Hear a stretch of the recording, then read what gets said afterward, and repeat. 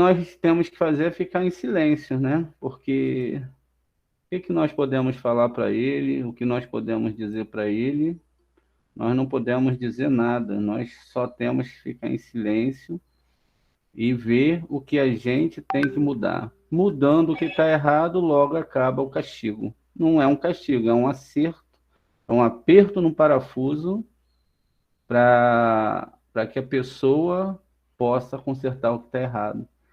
Por isso que o Rabi Akiva, quando ele conserta o último nível da sua alma, que os romanos vão matar ele, ele acaba, então, fazendo chamar. Quando ele está morrendo, olha, é um nível de alma, ele já tinha se desprendido ali, ele não estava sentindo nada, e ele fez o chamar. Existe a história de um filho, eu não lembro o título, mas ele era filho de um duque, isso foi na Idade Média, e ele via os judeus, ele não entendia como que o povo que estudava a Torá não se convertia ao cristianismo. E aí ele começou a conversar com o rabino. E o rabino mandava sempre ele embora, porque era muito perigoso ensinar cristãos naquela época sobre pena de morte. O rabino mandava ele embora, e ele voltava, e ele perguntava, e aí teve uma hora que o rabino começou a ensinar para ele a Sagrada Torá. Quando ele viu a Sagrada Torá, ele viu que aquele cristianismo era uma total mentira. E aí ele queria se converter.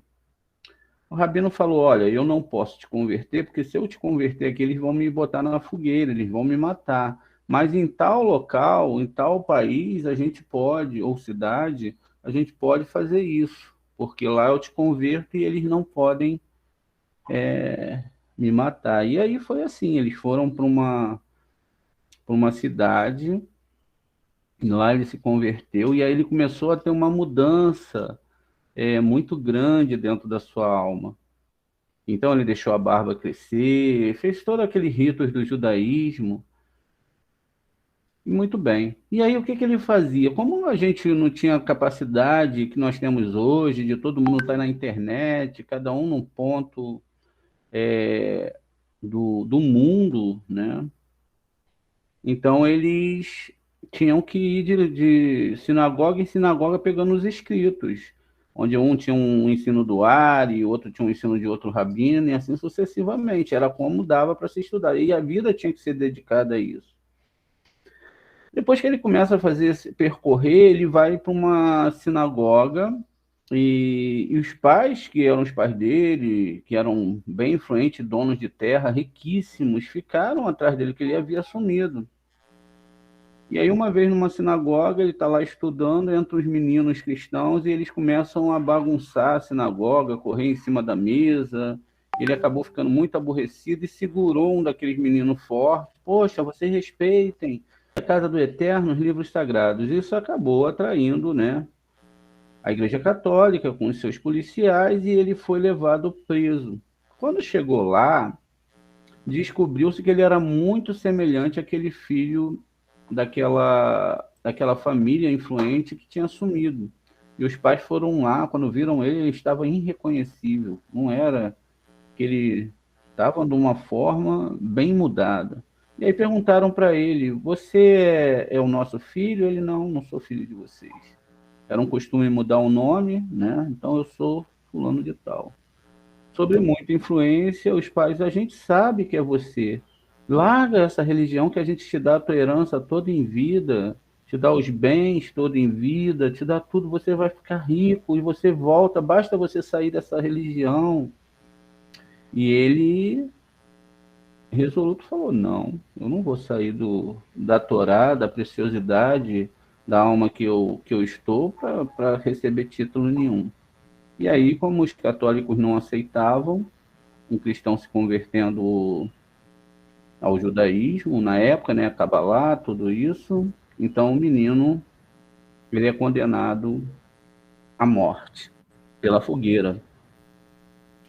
E aí os pais voltam novamente, olha, você vai morrer, você vai acabar passando por uma situação difícil, e ele preferiu a fogueira a abandonar a Torá. Ele fez o que nós chamamos, né, de Hilul Hashem. Hilul Hashem não, ele santificou, Hilul Hashem, ele se santificou pela morte ali, fazendo o que era certo. E aí armaram toda aquela fogueira, e os cristãos que gostavam de ver uma pessoa pegando fogo, porque tinha quebrado a sua lei, começou então a ficar todos olhando ali em volta, enquanto a fogueira foi acesa. E quando o jovem ele estava morrendo, queimado, ele morreu. Shema Israel, Adonai Eloheinu, Adonai Had, Baruch Shem Kevod Mahuto Leolam Vaed. Ve'afta et Adonai Elohecha, V'hol levaverha, V'hol nafsheha, V'hol meoteha. V'hayu hadevarim haele. Asher anohi metzaverha hayon, Al levaverha. Veshinatan levaneha, Vertibar taban, Veshiterha beveiterha, Uleterha vaidere, Shkumerha ovecumerha, Uxatan leote, Auliaderra, V'hayu letotafote beinerra, o retavetão mesoite beiterra, o guixareha. Amém. Ouve, ó Israel, Adonai é o meu Criador, Adonai é um. Mesmo na hora da morte, ele consertou a sua alma. A pergunta que nós temos hoje é que as pessoas se vendem para a religião. Elas trocam para adorar outros deuses por causa de uma cura, por causa de receber um benefício, por causa de uma questão que ainda eles não entendem dentro da espiritualidade, mas outras pessoas, outros seres humanos, durante a história, eles sacrificaram a sua vida porque eles acreditavam com toda a alma na Torá, nos estudos da Torá, e que tudo está nas mãos de Hashem. Olha que coisa incrível. Inclusive ele chegar àquele momento fazia parte da missão que ele tinha como ser humano para a santificação do nome do Eterno. Quando a gente está na Paraxá de hoje, que está do Devarim 31, do 1 ao 30, começa aqui uma explicação dentro do Zohar, onde diz que Moshe falou todas essas palavras a Israel. O Rabi Hezequiá citou o versículo aqui.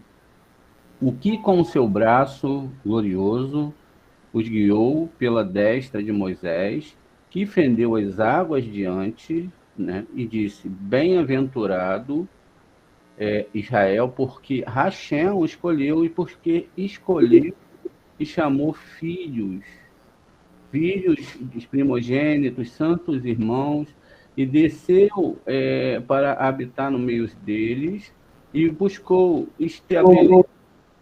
Oi? Alguém falou? Alguém está com o microfone aberto aí, tá bom?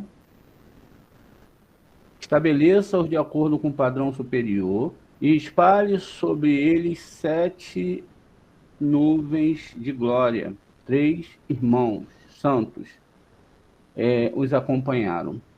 Moshe, Aharon e Miriam. E, em consideração a eles, Deus lhe deu presentes lindos durante todos os dias de Aharon. As nuvens de glória não se afastaram de Israel. E Aharon, como estabelecemos, era a mão direita de Israel, e por isso que está escrito, com o seu braço glorioso ele os guiou. Pela mão direita de Moisés, Moisés, isso se refere a Araão, portanto, Araão tendo morrido, Moshe foi como um corpo, somente um corpo sem braço, como se diz, e ficaram impotentes na presença do inimigo. Isso está, deixa eu pegar aqui o passuque para vocês anotarem aí.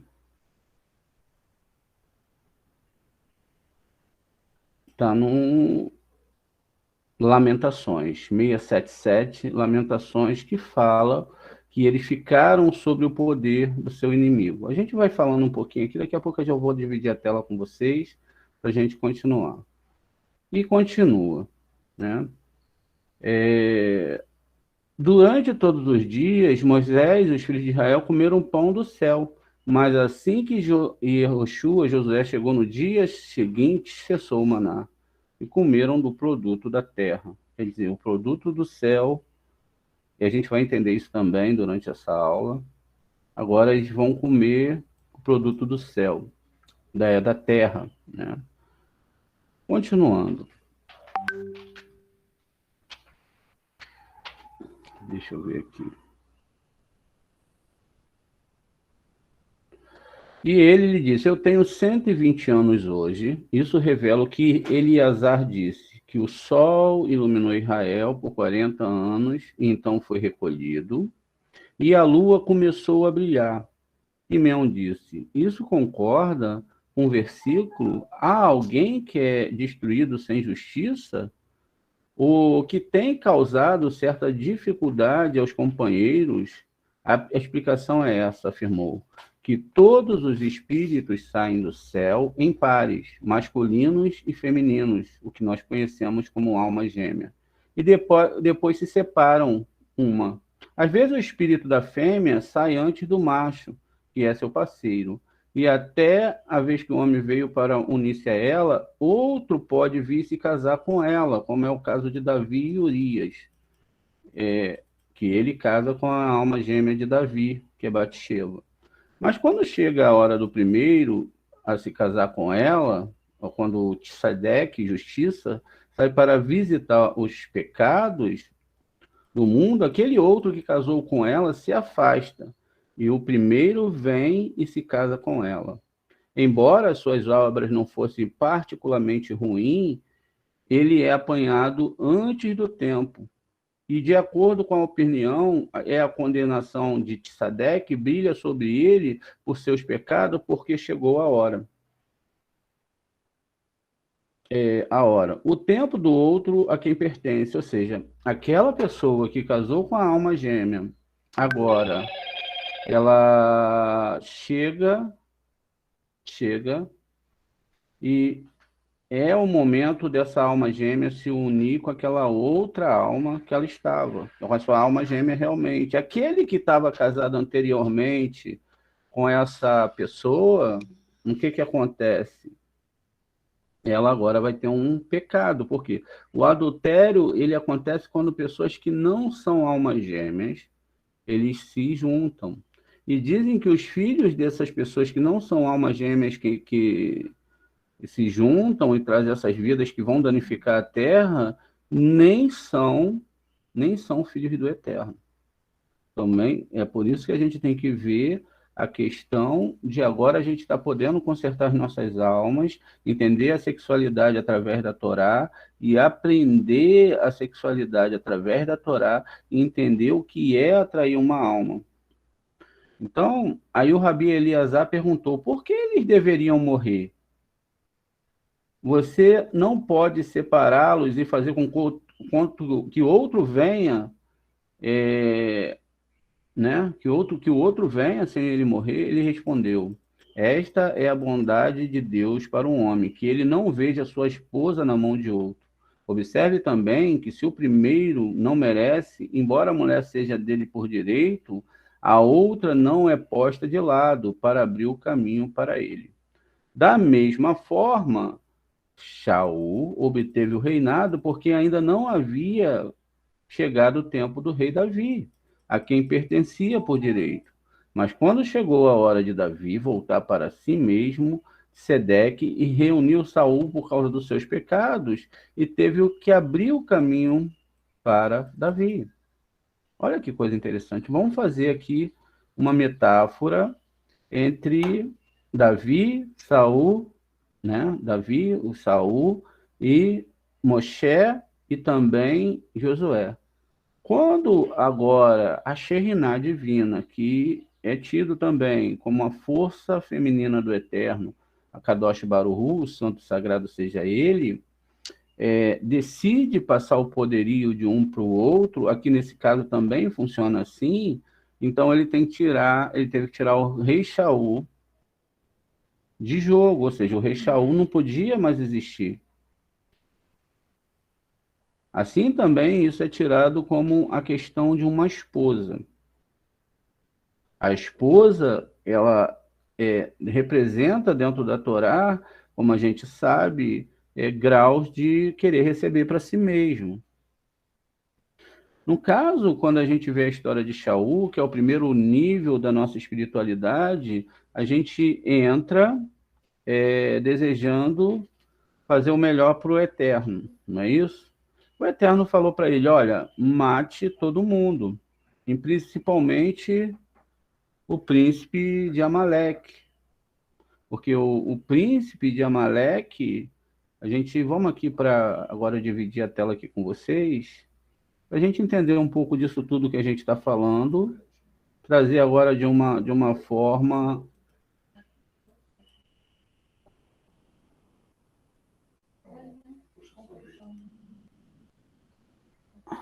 Vamos lá, gente, deixa eu abrir aqui um novo slide.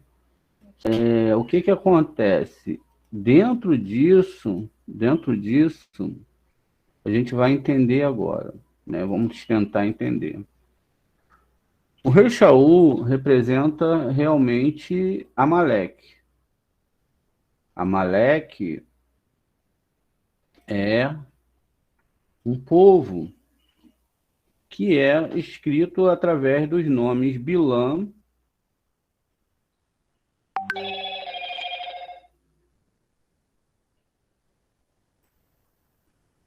o nome de Bilã,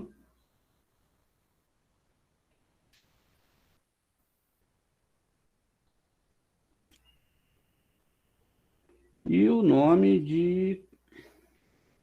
Deixa eu lembrar aqui, gente. Balaque. Olha como é que deu um branco agora, hein? Nome de Bilã e Balaque.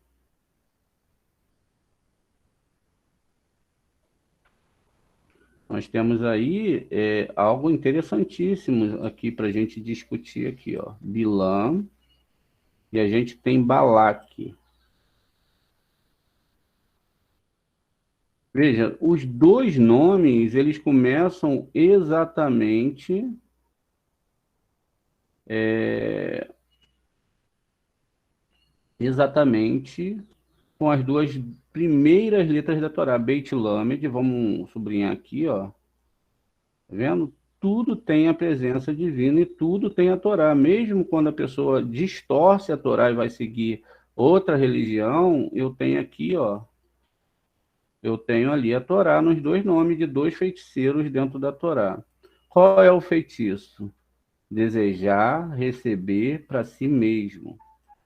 O que que eles foram atacar? Eles foram atacar Israel, né? Porque eles desejavam receber para si mesmo.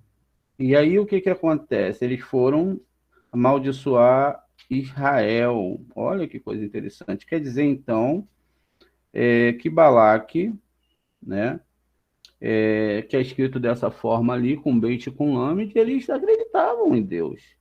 Eles eram homens sagrados para os seus povos. Eles tinham poderes espirituais.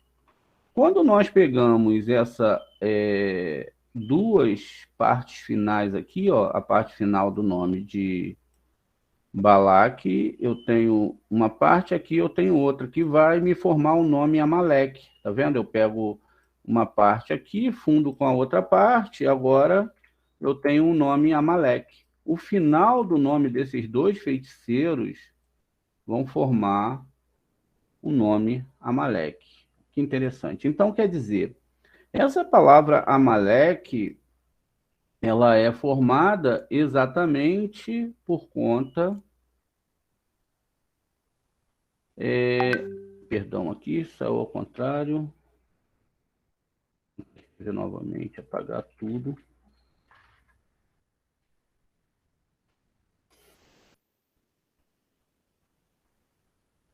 Olha, Amaleque. Qual é a gematria de Amaleque?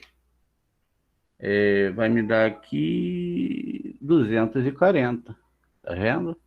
240. A AIN 70, o MEN 40, o LAMED 30 e o CUF 100.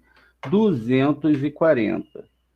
240 é uma palavra ligada a uma questão muito profunda da Torá, que é a palavra safek.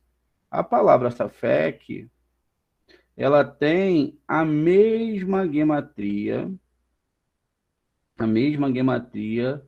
da palavra Amaleque, que é 240. Então você tem aqui, ó, safek, que é um Samer,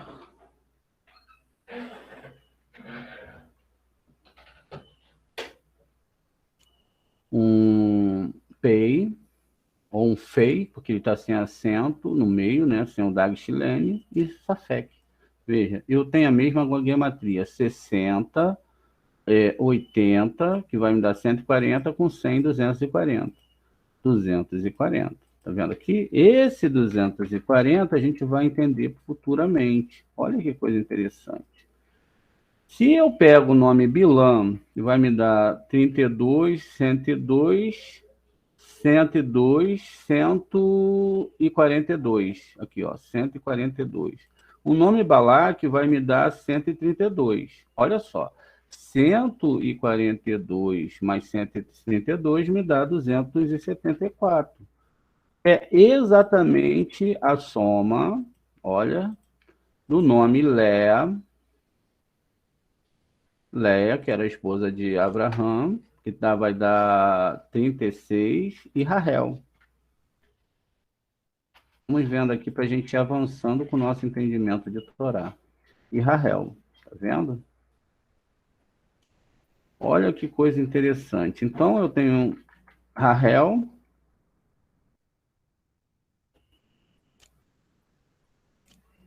238, e Leia. 36 mais 238 vai dar 274. Tá vendo aqui, ó? Como que pode isso? Dois feiticeiros com o nome Beit e Lamed e também duas esposas de Jacó. Como que pode eles terem o mesmo peso espiritual? Tá vendo? O que que eu aprendo com isso? Me respondam, por favor, o que que vocês aprendem com isso?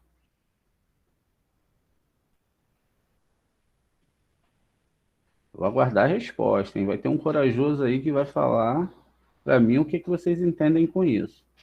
Como pode as duas esposas de... A gente sabe que essas esposas são a Torá oral, né? A Leia é a Torá oral e a Rahel é a Torá escrita. Como pode ter a mesma gematria? Primeiro ponto, a gente sabe que um degrau, você tem a numeração, você pode ascender, 1, 2, 3, 4, ou você pode ir para o grau negativo, que também são numerais iguais, mas enquanto um soma, o outro diminui. Nesse caso aqui, a questão é bem complexa, porque o Bilã, ele desejava receber para si mesmo. Quanto mais honraria Balaque mandava para ele, mais isso fazia ele acreditar que Deus estava com ele. Enquanto, no caso de Yaakov, ele tem uma dificuldade muito grande para receber a espiritualidade, porque a partir do momento que ele tem, então ele recebe a bênção ali, ele tem que começar uma fuga para longe do seu irmão Esaú. Muito bem. Olha como tudo isso funciona. A gente está em Onoraim, dias temíveis. As pessoas estão morrendo de medo por causa dos seus pecados, estão morrendo de medo porque estão sentindo as dores dos seus erros. Mas o Zohar vai falar que você não poderia ter vivido outra história a não ser que você viveu. Porque tudo que você fez de errado vai gerar a dor para você chegar onde você chegou agora. Essa dor que o Deus vai fazer toda a humanidade chegar, vai fazer com que a pessoa perceba que tudo o que ela recebe para si mesmo, E aí é que está o grande problema de tudo. Entre Rahel e Leia, houve uma grande experiência entre irmãs. Porque quando vai haver o casamento, quem trai o Yaakov não é o Lavan, porque o Lavan não tinha a meditação da noite de núpcias. Como ele não tinha a meditação da noite de núpcias, quem tinha era Rahel, que era a noiva. Isso mostra que, então, quem enganou ele foi quem? Foi a própria Rahel que enganou Yaakov. Yaakov agora, ele casa, só que a Rahel, a Leia, ela está coberta. Então ele vai lá, tem uma noite de núpcia, e no outro dia ele descobre que foi enganado. Mas o Lavan falou para ele o seguinte: olha, aqui na nossa terra não é assim que se faz. Você não pode casar com a mais nova antes de conhecer a mais velha.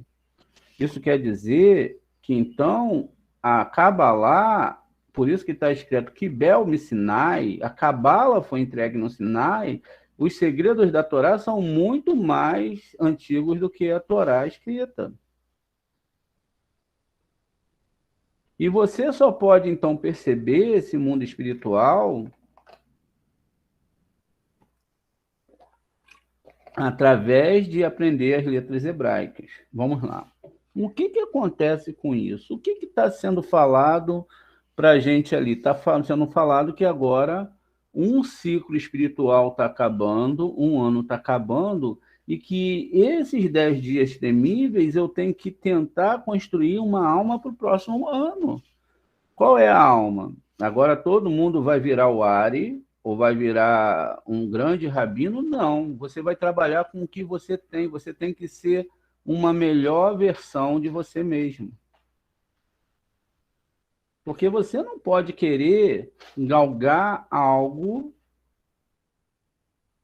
que você não tem capacidade, uma coisa que vai te machucar. Alunos que são alunos, mas que não estudam profundamente a Torá, por exemplo, poderia estar numa aula dessa hoje aprendendo, eles estão estudando, enquanto os rabinos estão pegando fragmentos de texto, etc., eles não entendem. Quando começa o lado negativo a fazer a cobrança, porque isso acontece, eles não sabem se defender. Eles começam a sentir dores. Mas eles não sabem perceber que o que acontece é que você não poderia ser você se você não tivesse passado pelos problemas que você passou. Por tudo que você fez de errado, é impossível ter formado o seu caráter. Também você não teria as dores que você passou, também você não teria as experiências que você passou, você não teria nada. Você seria uma pessoa sem desejo nenhum. O Eterno, ele tem que brincar com você, ele tem que jogar com você e deixar você fazer aquilo que você quer, até o momento que você descubra que não tem outro caminho a não ser seguir ele. Ou seja, seguir 100% ele, sem desejo de receber nada para si mesmo. É aí que está o perigo. Olha que coisa interessante. Como a gente sabe que Lavan enganou o próprio Yaakov, quer dizer que Yaakov, então, ele foi enganado. Ou seja, ele leu a Torá escrita, mas somente quando ele foi para a escola de Eber, estudou por 14 anos, 7 anos ele estudou a Torá escrita e 7 anos ele estudou a Torá oral. Só que ele queria começar com a Torá escrita, porque tudo é muito bonito ali. Dentro da Torá escrita, você só é vencedor, pisará na cabeça dos seus inimigos, matará um monte de gente, sacrificará um animal, e lá o animal vai pagar para você, vai fazer as festas sem mudança interior, vai guardar Shabat, e etc, etc, quando a Torá não está realmente falando isso. Ou seja, assim como o nosso corpo ele tem uma alma dentro dele, a gente tem que extrair essa alma, a Torá também é assim, ela tem uma alma. Veja, ela tem o seu lado positivo, Lei e Rahel, mas ela tem o seu lado negativo. Por quê? A Torá é a mesma. O poder que existe no mundo, não existe outro Deus além de Hashem, só existe você e Hashem. Olha, Chamar Israel tem que ser entendido. Então, tudo que vai acontecer na sua vida já foi padronizado para acontecer. Ah, mas eu vou no tal feiticeiro, no tal bruxo para mudar isso. E aí a história é muito engraçada, porque Balaque e Bilã são chamados de maiores do que Moshe, mas que quando eles vão nos montes, aqui, os 7 montes. Quais são os 7 montes, gente? Eles sobem em 7 montes, são as 7 sefirotes. E eles tentam e tentam amaldiçoar Israel e não conseguem, tá vendo? Eles sobem aqui nesses montes, eles tentam amaldiçoar Israel, mas não conseguem. Então, eles vão em Malhut, vão, né? Vão lá em Yesod, vão em Irod, vão lá nesses planetas todos, Netza, Tiferet, chegam a Marte, chegam aqui em Júpiter, ou nas Sefirot, e mandam, em cada uma dessas, eles tentaram montar um altar aqui, botaram um altar aqui, outra aqui, mas não entrava a maldição. Por que que não entrava? Porque ele mesmo vai falar nas suas palavras, o Matovu. O Matovu, ele é uma forma interessantíssima de se entender a Torá. Porque o Balaque vira para o Birilão, vem cá, eu mandei você amaldiçoar e você está bem dizendo. E aí o que que acontece, gente? O que que acontece com isso? É que nada está no poder de ninguém. Nem do feiticeiro, nem da feiticeira, nem de quem faz isso, ou aquele que faz uma reza forte, ou a reza fraca, ou que bota olho grande, ou que não bota. Porque se você estiver dentro dos níveis de Torá, não existe masal para você. Você rompeu com essas barreiras dos planetas, conseguiu amarrar eles, mas não com o desejo de receber para você mesmo, mas para doar para o próximo. E agora você é dono do seu destino. Olha que coisa. Muito bem. Gente, hoje a gente vai ter uma canção muito bonita. Deixa eu ver se o Paulo está aqui. A gente adoçar um pouco o nosso dia aqui, a Ana e o Paulo, eles vão ligar a câmera deles. Isso era para ser feito no início, mas eu esqueci realmente. Eles vão passar para a gente uma canção de Shabat para adoçar nossas almas. Pode ser, Carlinha? Ana, quer dizer, a gente chama Ana Bela, mas é Carla. O pessoal vocês botam nome diferente para acabar com o Moré, né? Então, vocês podem cantar para a gente agora? Mestre, nós estamos na casa do meu irmão Ah, e a tá. gente está Então, fazendo uma desculpa, pintura. retira tudo. É que a gente tinha combinado isso, né? Mas até. Sim, sim, sim, sim. Eu até deixei mensagem, mas Paulo pode só cantar. Eu tô sem o violão. Não sei, aí é com vocês, né?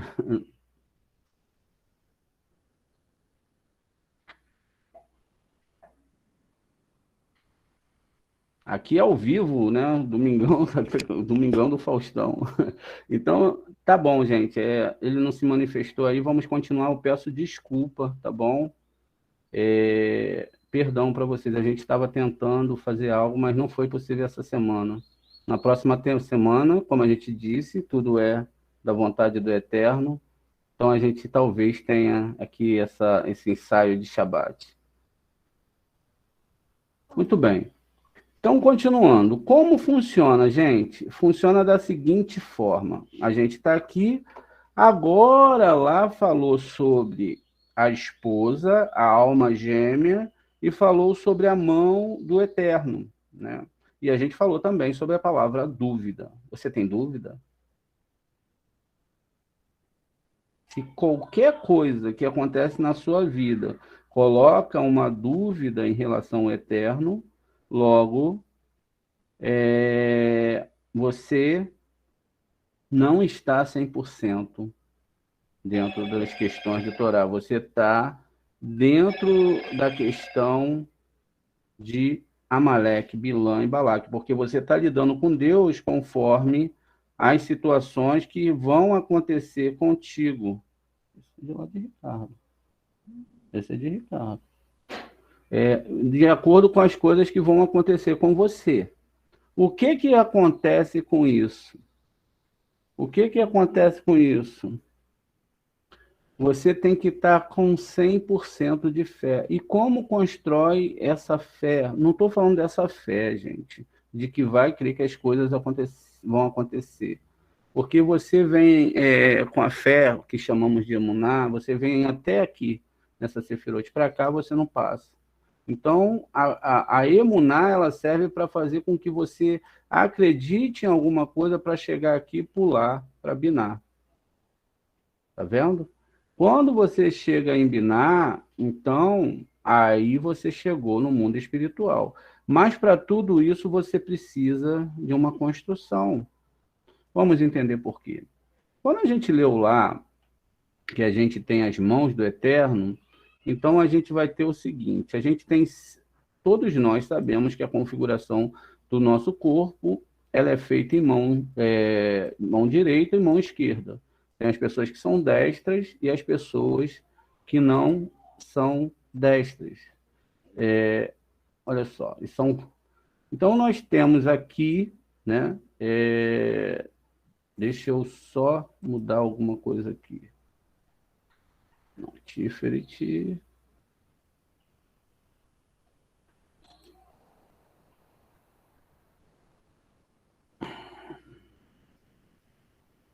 Espera aí, gente.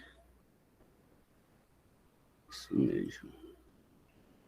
1, 2, 3, 4. É isso mesmo. Então, nós temos a mão esquerda e a mão direita do Eterno. Está vendo aqui? Aqui nós temos a mão direita e a mão esquerda. A mão direita, ela começa aqui no Yud, vai descendo, descendo, descendo e trazendo até esse nível aqui, ok? Até esse nível aqui, a mão do Eterno. O outro lado, que é o lado esquerdo, ele vai ser os outros dedos do Eterno. Deus, ele não tem uma mão, ele não tem mão, né? Ele tem somente uma descrição que informa como tudo isso funciona. Não quer dizer que você vai ver uma mão. A gente vai pegar agora para os alunos novos e explicar como isso funciona. O nome do Eterno ele é formado de Yud e Re. E aí o que que acontece? Esse Yud e Re, ele é uma parte da mão do Eterno. E ele tem o Vav e o Re. Você vai ver que o Vav e o Re, dentro da árvore sefirótica, eles estão numa parte mais baixa, mais baixa da árvore sefirótica. Vamos lá. Aqui nesse mundo,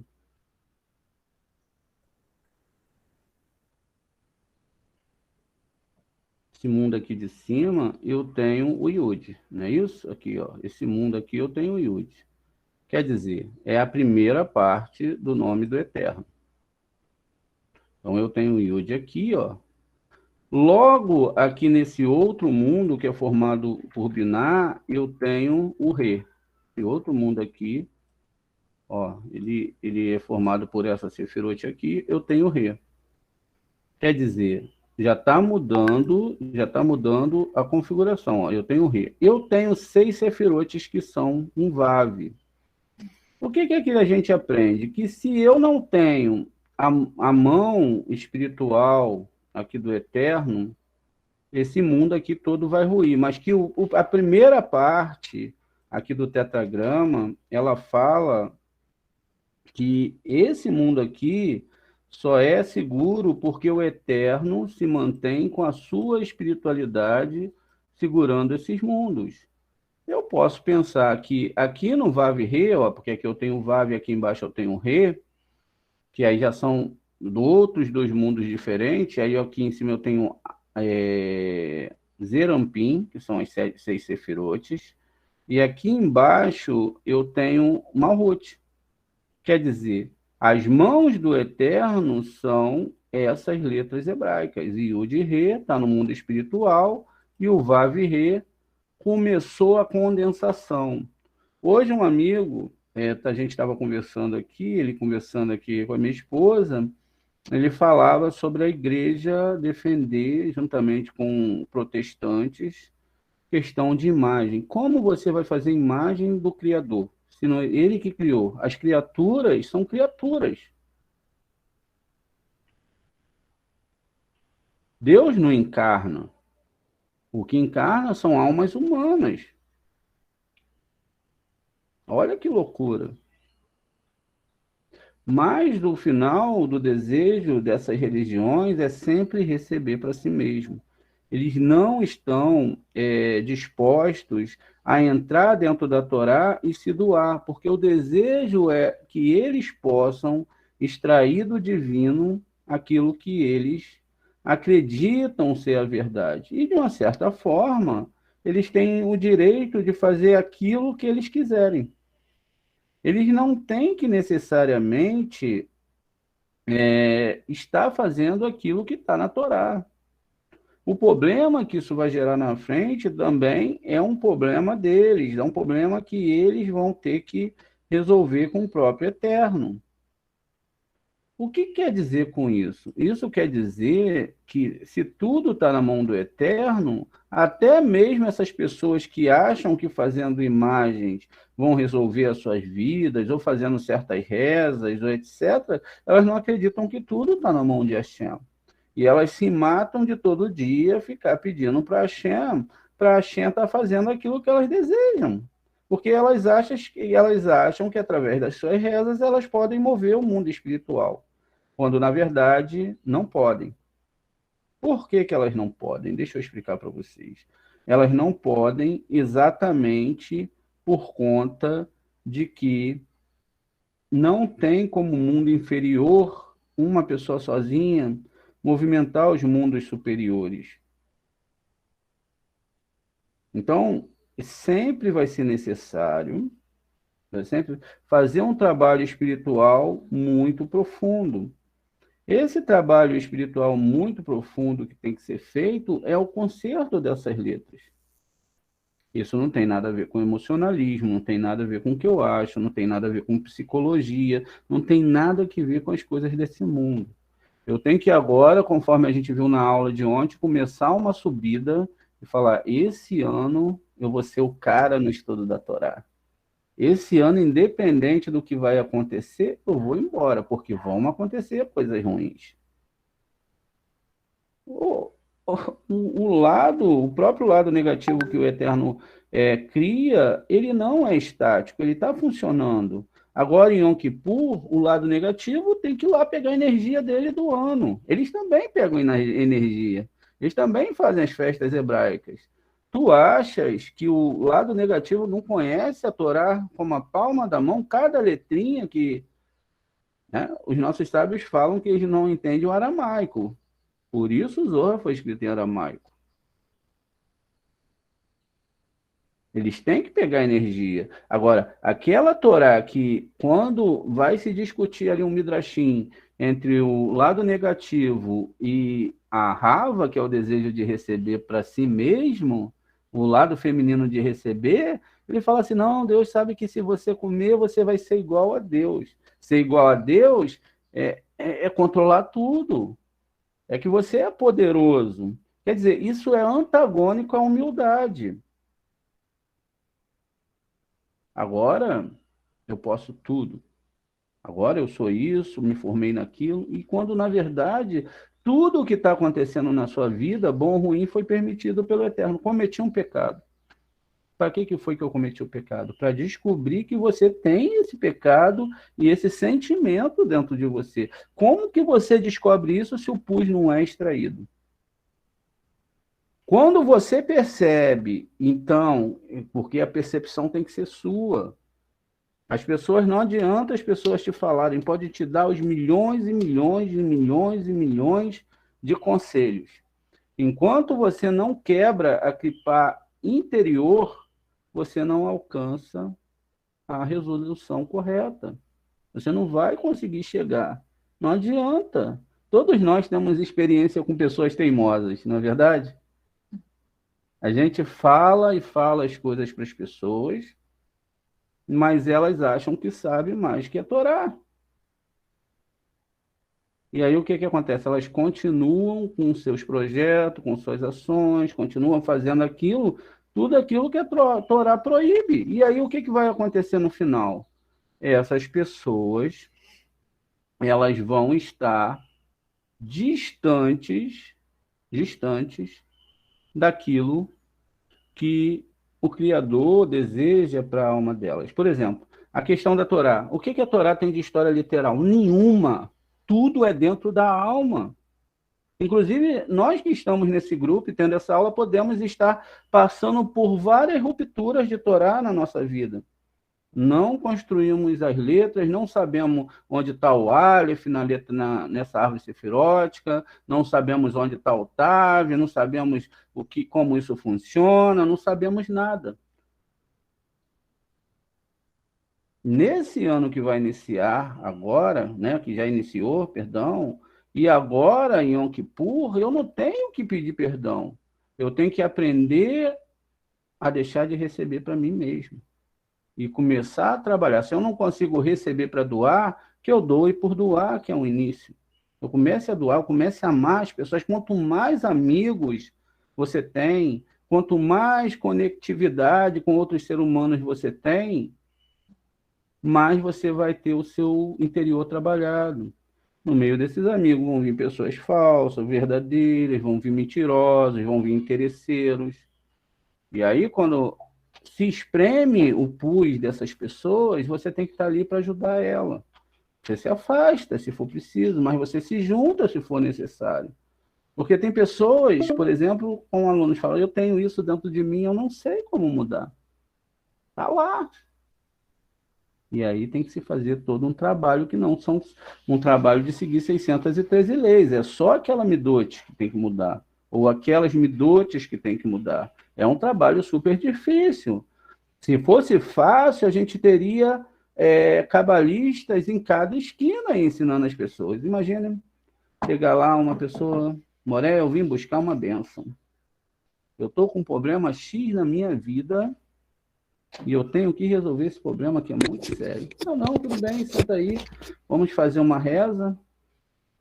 Existem casos especiais que a gente vai entender.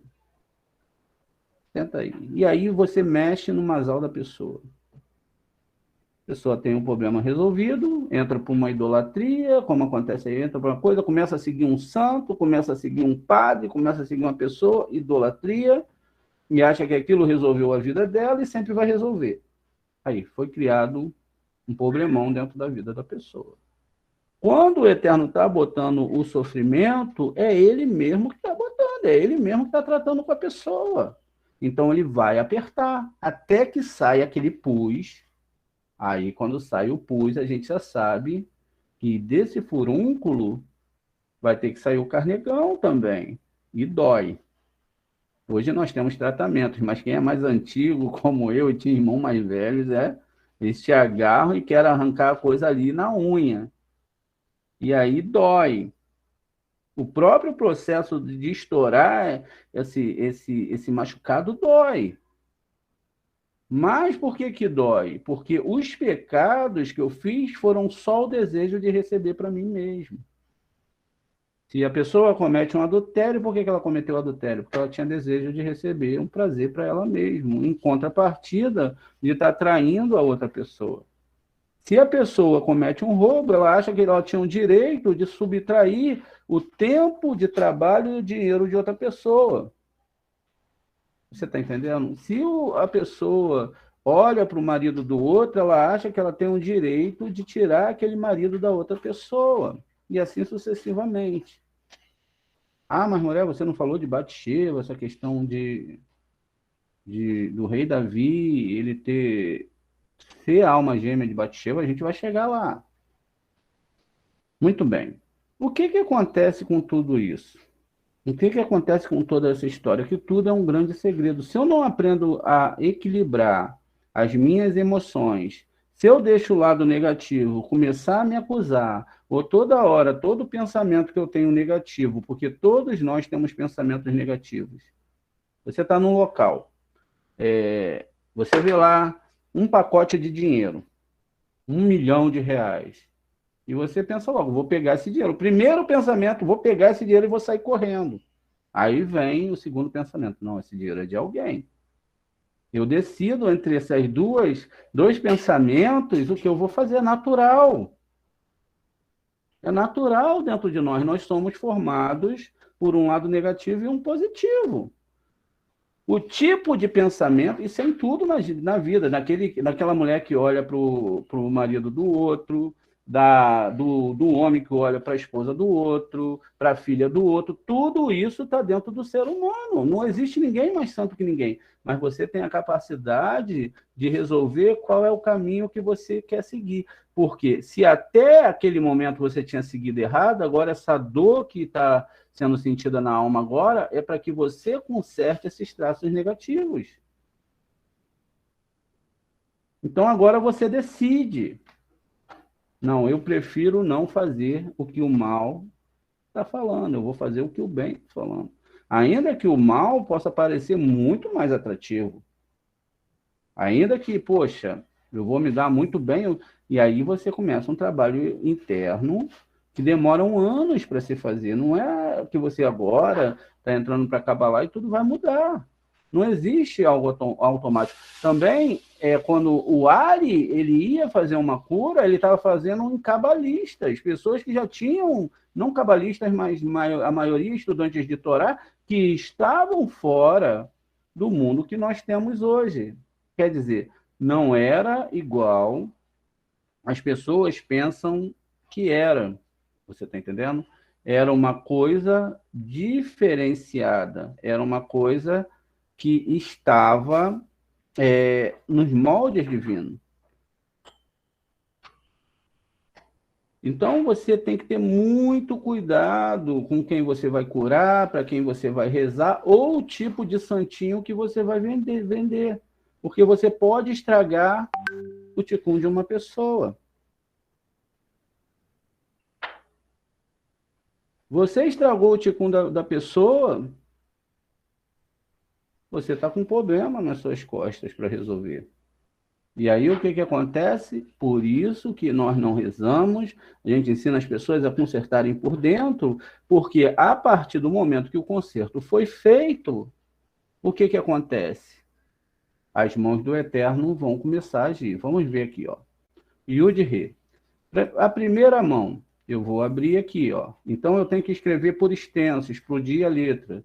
Eu vou escrever Yud, né? A letra Yud por extenso, letra Yud por extenso. Então a letra Yud ela é formada de um Yud, um Vav e um Dalet. Tá vendo? Então eu tenho aqui, ó, 3 dedos da mão do Eterno. Agora eu preciso dos 2 dedos finais. Então agora eu preciso do Ré. Eu posso abrir esse Ré com Ré, Ré, com Ré Aleph, com Ré Yud, como a gente vai ver durante as meditações. Eu vou abrir com Ré Aleph. Então aqui, ó, eu tenho Yud Ré, tá vendo? E eu tenho aqui 5 dedos da mão do Eterno. Esses dedos, eles estão dentro da árvore sefirótica, eles estão funcionando. Agora eu preciso escrever aqui a segunda parte. Ó, Vav. Então vamos lá. Vav, eu posso escrever, se escreve com Aleph e com outro Vav, que vai me dar a gematria 13. Ó.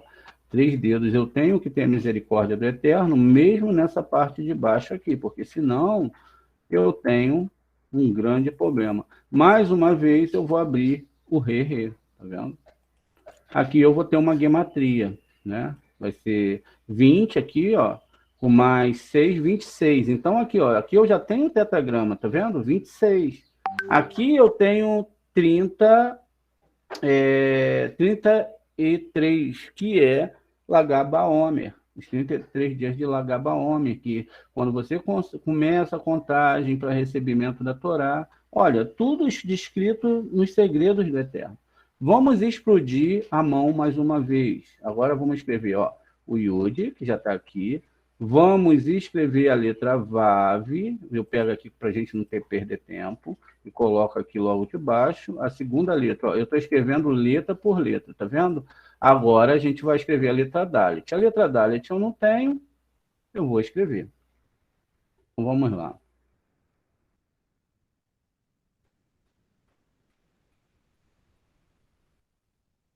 Eu vou escrever a letra Dalet, Dalet, Lâmide e o TAV final. Ó, então eu tenho a letra Dalet. Muito bem. Agora eu preciso escrever, gente, vamos afastar aqui para a gente ganhar espaço. Eu preciso escrever o Rei e o Aleph. Então eu vou escrever, vamos lá, o Rei e o Aleph. Mais uma vez, posso botar o Rei Aleph.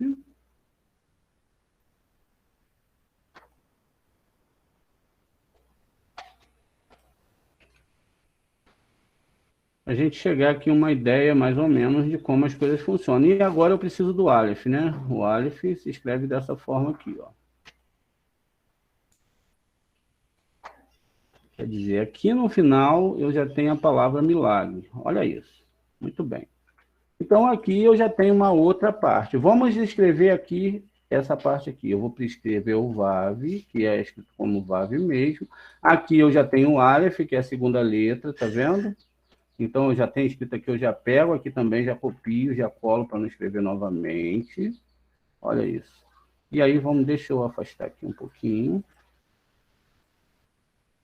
Agora eu preciso mais uma vez da letra VAV, porque a terceira letra que eu tenho aqui, ó, é a letra VAV. Então eu vou escrever a letra VAV novamente. Então é só eu copiar aqui e colar. Aí a gente tem muito mais agilidade. Vamos lá. Então eu copio.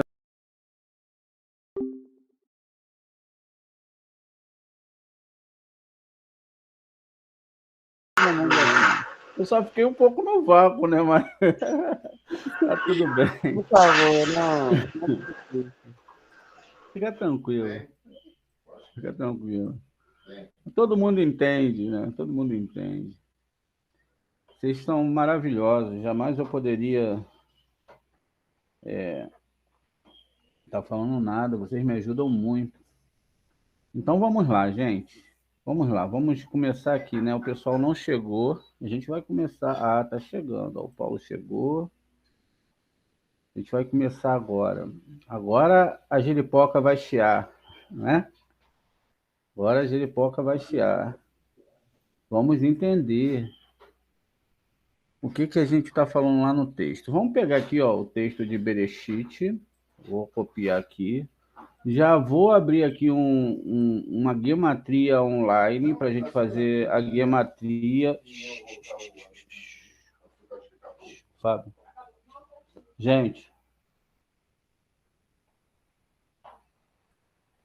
então, o que que acontece? A gente tem aqui, vamos fazer a... Deixa eu dividir minha tela com vocês, tá bom?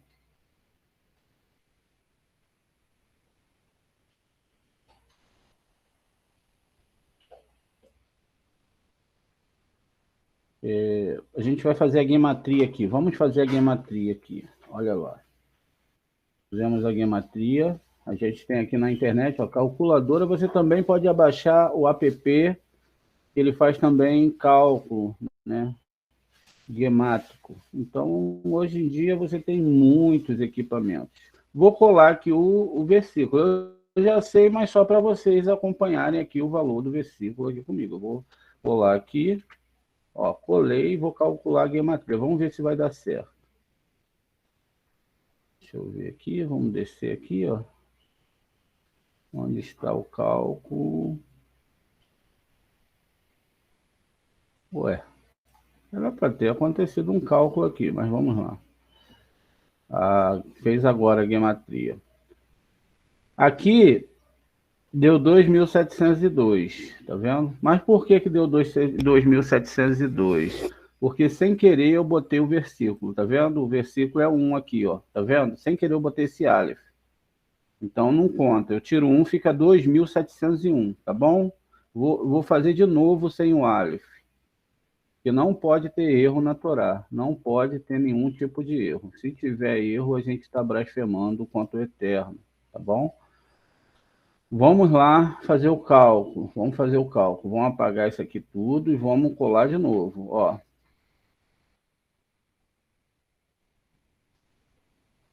Muito bem. Agora eu tenho aqui, ó, 2.701. Vocês conseguem ver aqui na minha tela, ó, 2.701. Vamos agora lá para o nosso PowerPoint para a gente entender tudo isso. Entender como as coisas funcionam dentro da Torá. Eu estou aqui com aquela gematria que eu fiz toda, né? A gente vai entrar em gematrias mais profundas. E agora eu vou colar aqui o versículo da Torá, Bereshit bara Elohim et hashamayim ve'haaretz. Muito bem. A gente tem uma coisa muito importante aqui, né? Que a gente sabe que a Torá começa com a letra Beit, porque a gente está no mundo da dualidade. Aqui tudo é em casal, homem, mulher, frio, quente, tudo é dual, tudo é dual. Então aqui não é o local onde a gente possa ter uma imagem ou qualquer coisa do Eterno, porque o Eterno é um. Como que eu sei isso? Através da própria gematria da palavra. Lembra que lá deu 2.000, Valentina! 2.701. Sandrinha, fecha o seu microfone, fazendo um favor. Então, e Shalom, seja bem-vinda, Sandra. Então, o que acontece? Eu tenho 2.701, isso me diz uma coisa, que eu tenho 27 letras e um Deus. Tá vendo? Não tem nada diferente disso. Por que não tem diferente disso, gente? Porque a gematria aqui da palavra está me dando 2.701. Veja isso. Se eu tenho 22 mais 7, 9. 9 é o número da verdade. A gente já fez esse estudo. Com mais 1, eu tenho 28. Muito bem. Quando nós contamos aqui as palavras que tem em Bereshit, eu tenho 7 palavras. 1, 2, 3, 4, 5, 6 e 7. A gente tem tudo é 7. A gente já falou que 7 são uma parte do nosso rosto. Tudo é 7 nesse mundo. E também tem as notas musicais. Tudo é 7. 7 planetas que incidem, 7 desertos, 7 continentes, 7 mares, 7 cores no arco-íris. A gente sabe disso, né? Muito bem.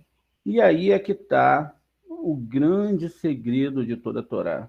Mas a gente agora tem que contar as letras. Vamos lá. Vamos contar as letras comigo. Olha, eu tenho uma letra, o Beit, 2, 3. Vamos aceitar, ver quem chegou agora. Muito bem. Vamos começar de novo, tá bom, gente? Vamos lá. 1, 2, 3, 4, 5, 6, 7, 8, 9, 10, 11, 12, 13, 14. Aqui, ó, tem uma vírgula que eu tenho 14 letras. Eu vou copiar aqui, vou colar aqui fora essas 14 letras. Vou colar aqui. Muito bem. Colei as 14 letras lá, vou contar a segunda parte. Olha, contei a primeira, tinha 14 letras, né? Eu separei, coloquei aqui embaixo. Agora eu vou contar a segunda parte. 1, 2, 3, 4, 5, 6, 7, 8, 9, 10, 11, 12, 13, 14. Então, a segunda parte do primeiro capítulo da Torá, Bereshit 1, tem exatamente 14 letras de um lado e 14 letras do outro, não é isso? Então, ó, vamos lá. A primeira parte está ligada à mão do Eterno direita e a segunda à mão esquerda. Por que isso acontece, gente? Porque a gente abriu o nome do Eterno, ó. São 2 braços, não é isso? 2 braços. O primeiro braço, Yud-Re. Segundo braço, Vav-Re, mão direita e esquerda. Temos 5 dedos na mão, e aí abrimos, deu 5 dedos aqui do lado direito e 5 dedos do lado esquerdo. Abrimos mais uma vez as letras, vamos contar. 1, 2, 3, 4, 5, 6, 7, 8, 9, 9 não estava aqui, 10, 11, 12, 13, 14. Baruch Hashem, então, Yud-Re, Vav-Re. É por isso que Isaías está escrito Yud-Re, Deus de Yud, Re, Vav-Kei, é o meu Senhor. Criou tudo. E Yud, Re criou tudo. Inclusive, ele cria Vav-Re, que é a mão esquerda. Mas ele mesmo, Yud-Re, ele é incriado. Olha isso. Vamos para a segunda parte da mão esquerda, Vav-Re. O mundo da condensação, o final do universo, que a gente não tem noção, foi criado por ele. E aí eu tenho aqui, ó, 5 dedos também, tá vendo? Eu contando as letras, 1, 2, 3, 4, 5, 6, 7, 8, 9, 10. Não, vamos contar de novo. 3, 6, 9, 10, 12. Tá errado. Vamos ver o que a gente errou aqui, ó. Vav e o Aleph, tá escrito. Mais um Vav, 9. Né? Mais um Vav, 9. Mais um Re. E mais um Re. Tem que dar 14. 1.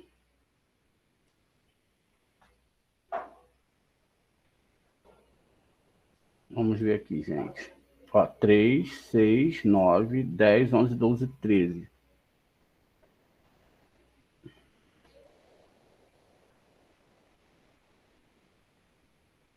Vamos contar aqui. O Vav foi escrito, o Aleph foi escrito, o Vav foi escrito. O Vav foi escrito, o Re foi escrito e tem que dar 14. Vamos ver aqui onde o Moré errou aqui. Vav, Aleph, Vav, tá certo, 9. Re, tá certo. Aqui no caso, eu tinha que abrir com Aleph, tá? Eu cometi um erro aqui, eu vou corrigir. Então, eu vou abrir com Aleph. O Re aqui, nesse caso, ele pode somente ser aberto com Aleph ou com Yud, que aí vai me dar aqui, ó, 3 letras finais. Vamos consertar aqui. Ó. Muito bem. Aqui eu tinha aberto com Aleph, lembra? Ó, e lá eu errei, acabei botando 2 reis. Isso acontece, tá, gente? Vamos lá. Agora sim. Agora eu tenho 3, 6, 9, 10, 11, 13, 14 letras na mão esquerda. Tá vendo? Que está já configurado dentro da palavra de Bereshit. Isso significa o quê? Vamos olhar para as palmas das nossas mãos, vamos pegar o dedo mindinho e vamos contar aí quantos gomos tem em cada dedo. Me fugiu a palavra agora, me fugiu da minha mente. 1, 2, 3 no dedo mindinho, não é isso? 4, 5, 6 no outro dedo. 7, 8, 9. 11, 12, 13, 14. Nós temos 14 falanges, agora lembrei. 14 falanges no dedo da mão direita e 14 falanges na mão esquerda. Vocês estão vendo como que tudo é configurado conforme o corpo humano? Deus usa o corpo humano para falar da espiritualidade, porque a espiritualidade foi criada para o ser humano e não para outro ser. A espiritualidade, todos participam, todos estão agindo junto, mas a espiritualidade foi criada para o ser humano. O que acontece com isso? Eu quero que vocês me respondam, por favor. O que o Eterno não controla? Se as 2 mãos são dele.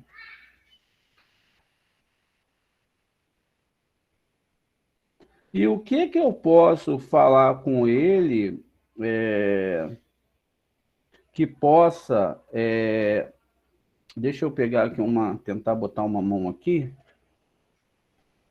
para ver se eu consigo mostrar algo para vocês, que é interessante. Então, se o Eterno tem tudo nas mãos, eu não preciso ficar lembrando a ele o que ele tem que fazer por mim. Eu não tenho que me desesperar, mas o que eu tenho que fazer é mudar, tá vendo? Se eu mudo, o que acontece? Tudo muda comigo. Olha que coisa interessante. Quer dizer, então, que tudo está na questão da mudança interior. Sim, tudo está na questão da mudança interior. Quer dizer, então, que essa coisa de eu ficar me martirizando porque eu cometi um pecado e porque isso ou aquilo, isso é uma forma de eu falar para o Eterno que ele não está no controle de tudo. Agora, a gente tem que fazer essa análise segundo a Torá, né? Não adianta o Moré falar isso ou aquilo se ele realmente não provar através da Torá. O que o Eterno falou para o rei Davi? Você cometeu um erro, eu vou explicar para vocês o erro, e você vai errar na Torá uma coisa que nem um menino de 10 anos erraria. Para pensar isso, um cabalista como o rei Davi iria errar um erro que nem um menino de 10 anos erraria. Primeiro erro porque ele cortou a orla do manto de Shaul. Naquele momento, Shaul era ungido do Eterno e era rei sobre ele. Independente da configuração, tudo que estava acontecendo era porque a Kadosh Baruch Hu queria. E depois pelo pecado de Batseba, porque ele aceitou o pecado. Primeiro o menino morre. Lá na frente, no livro de Juízes, vai estar no livro de Samuel e vai estar no livro de Juízes. Um vai falar que Deus testou o Davi, e no outro vai ser Satã, que vai ter corrompido o coração do rei Davi. Muito bem, preste atenção nisso. O rei Davi, então, ele é convidado a tomar 3 atitudes. Ouviriam, me ajudem aí, gente, que eu sei a explicação, mas eu esqueci o versículo. Que viria fome, não é isso? Ele escolheria fome, guerra ou doença. Se ele escolhesse guerra, ele estaria mais protegido do que os outros, porque ele era rei, não é isso? Se ele escolhesse, perdão, cair na mão dos outros, de outros homens, viria a guerra, ele não poderia defender o povo e não seria justo, porque ele não cairia. Se viesse doença, também o povo estaria despreparado. Eu não lembro o versículo. Se alguém ligar aí, me lembrar, me fala. Mas ele não escolheu, ele escolheu cair nas mãos do Eterno. Porque o Eterno julgaria corretamente. E naquele dia morreu no povo de Israel, foram recolhidas 70.000 almas. Quando o rei que cercava Israel, o rei Ezequiel, né, estava cercado, o rei escreveu uma carta afrontando o Deus de Israel. Que ele era um Deus como todos os outros deuses, e que eles tinham ganhado tantas as batalhas, e que eles não tinham medo do Deus de Israel.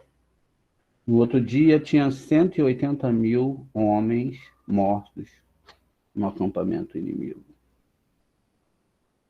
Um anjo desceu e fez uma matança, veio uma epidemia e todo mundo morreu.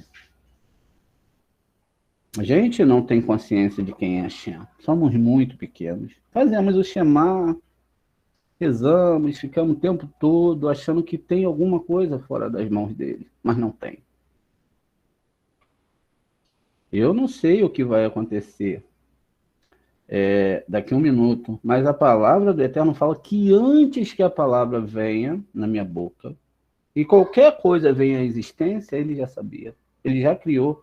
Não existe nada nesse mundo que não seja criado por ele. Então eu falo, desculpe, a gente tem que deixar de ser bobos. Eu ia falar uma palavra mais pesada, mas não vou falar.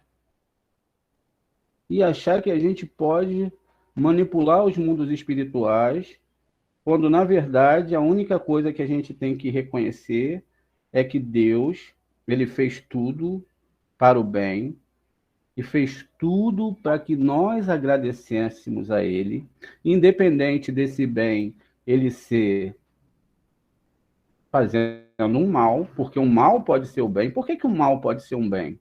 Porque o mal, ele pode ser um castigo para que você retorne para a Torá. Quando você leva aquela pancada que vai doer, então você retorna para a Torá. Quando você retorna para a Torá, o que vai acontecer? Você então vai ter que passar pelos consertos daquele erro que você cometeu. O que acontece aí, gente? Que tudo está na mão dele. Então, o que eu vou fazer em Yom Kippur? Eu vou aprender a descer a energia certa para que eu possa consertar a minha história antes que ela termine. Porque se eu não consertar a minha história, gente, o que vai acontecer? Eu vou voltar de novo, cada vez com mais falhas, cada vez com mais problemas, e aí no final, não, como já está no final, eu não tenho mais que como consertar, porque eu ainda não cheguei no Shema Israel, tá vendo? Eu não compreendi ainda o que é o Shema Israel. Eu estou ainda numa meninice espiritual. Eu estou achando que nesse mundo tem outro Deus. Eu estou achando que aqui eu posso entrar para uma religião e posso lidar com Deus de Israel, que não tem religião. E aí é que começam as coisas a ficarem complicadas dentro da nossa lógica de religião. É por isso que nenhuma religião ela consegue com a Kabbalah, porque o Deus que cria a Torá, ele não está preocupado com aquelas histórias literais. Eles querem que você entenda isso, que vocês vão entender agora. Quando você reconhecer que só existe um Deus e que não tem guerra espiritual nenhuma, e que até mesmo o lado negativo serve a Deus, você vai estar chegando no Shema Israel. Aí você para pensar, caramba, quer dizer então que até mesmo os pensamentos negativos que chegam dentro de mim é para me consertar? Sim. Mas como pode isso? Porque existem problemas interiores. Existem letras que não foram consertadas. Eu tenho que lutar. Tudo tem que ter mérito. Se você vai fazer um concurso, se você vai fazer uma faculdade, tudo você tem que se esforçar muito. E por que não seria assim na Torá? Se a Torá, se assim for da permissão de Deus, vai te garantir o Olam Rabá. O que é o Olam Rabá? Viver para sempre. Muito bem, gente. A gente vê que Hashem, ele é maravilhoso. Ele cria todos os mundos. Ele fala que ele adoece e ele cura. Ele mesmo cria as trevas e ele mesmo cria a luz. Qual tipo de Deus você tem servido? Ah, você serve aquele Deus que você tem que rezar para ele para que ele melhore as coisas na sua vida. Quando você não entende que ele mesmo fala, eu os castigarei, eu, né, cuidarei dele, eu farei isso e eu amo, eu castigo aquele que amo. Por quê? Castigo? Não, não é castigo. É acerto. É acertar. É consertar. Quando nós começamos a nossa Sagrada Torá, está escrito Bereshit Bará, que Deus criou. E ele criou aqui, ó, você vê que ele criou os 70 Elohims das nações. Está aqui, ó, segundo o Zohar, a configuração que eu tenho aqui embaixo, ó, eu tenho 1, 2, 3, 4, 5, 6, 7 pontos. Esses 7 pontos representam os 70 deuses da nação. Por isso que no Beit HaMikdash eram oferecidos 70 touros, um para cada deus, cada príncipe das nações. O príncipe de Israel é Mihael, que é o santo que vai fazer o abate dos... vão fazer os abates dos tzadikim para que esse mundo continue equilibrado. Só que um tzadikim ou um tzadik, ele só pode ser abatido na sua geração. Olha a força que tem um tzadik. A força daquela alma, a força daquele ensino de Torá, ela entra arrebentando com tudo que é fora de Torá. Porque as pessoas estão muito enganadas. A gente deve voltar-se para o Eterno e falar: Hashem, me perdoe se um dia eu acreditei em algum demônio. Me perdoe se um dia eu acreditei que alguma reza pudesse pegar em mim se você não crê. Ou se algum olho grande pudesse pegar em mim. Me perdoa. Me perdoa porque eu não creio em você 100%, não. Eu creio em você segundo as religiões. Toda hora minha mente é balançada e balançada e balançada, e eu acho que a minha vida não está sendo como eu quero, porque você não está olhando para mim. Isso é uma afronta contra o poderoso de Israel. Quando nós reconhecemos que nem mesmo um pequeno grão de poeira, que nós podemos ainda enxergar, só está naquele exato local, passando na minha frente, porque a Shem permitiu. Quando a gente entende esses conceitos, tudo que vem na minha mão, seja bom ou ruim, eu valorizo muito. Ah, eu tenho a doença tal. Isso é para me tratar em alguma coisa, é um presente de Deus, ainda que não é bom. Eu não estou falando que é bom.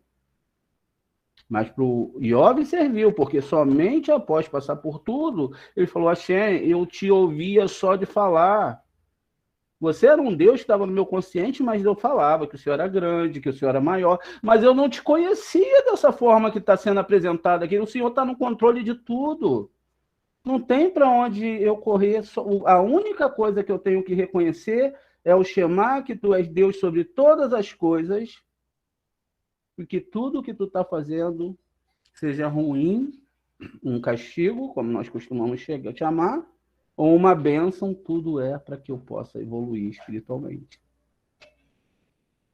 Por isso que Israel não seria Israel sem Balaque e nem Bilã. Porque eles eram anjos sagrados que colocariam Israel no caminho que tinha que estar e também puniriam Israel no momento que eles errassem. Satã, um anjo sagrado do Eterno, quando o Bilã ele parte para atacar Israel, amanhã a gente vai ver isso com mais detalhe, ele se põe no caminho de Bilã. E é ele que aparece para Bilã. Naquele momento, ele foi a salvação de Israel. Olha como Zorra vai ver. Então, quer dizer que a gente tem que entender que tudo é para o bem, sim. Inclusive, quando ele vai atacar Yaakov, ele vai lutar com Yaakov, Yaakov só se torna em Ashurum, Israel, porque recebe a benção dele. Eu vou citar aqui um trecho, não que eu acredite nisso, mas tem muitas coisas de Cabala que foi misturado dentro do Novo Testamento. Lá em João diz o seguinte, que mesmo Moshe, não sei se foi Moshe, não, Mihael, o anjo sagrado, ousou enfrentar Satã para exigir o corpo de Moshe. Mas ele falou somente assim, que o Eterno te repreenda. Se você quebrou a Torá, o lado negativo, se você não está fazendo o seu trabalho, que o Eterno te repreenda. Então, o lado negativo, ele também tem que fazer o seu trabalho. Mas o trabalho que ele vai fazer é em cima do consciente da ação de cada um. Cada um vai receber aquilo que merece, sem nada a faltar e sem nada a sobrar. Por isso que nesse dia de julgamento, a melhor opção que você tem é deixar de receber para si mesmo e entender que tudo faz parte de um todo e amar mais o seu próximo. E Deus acima de todas as coisas.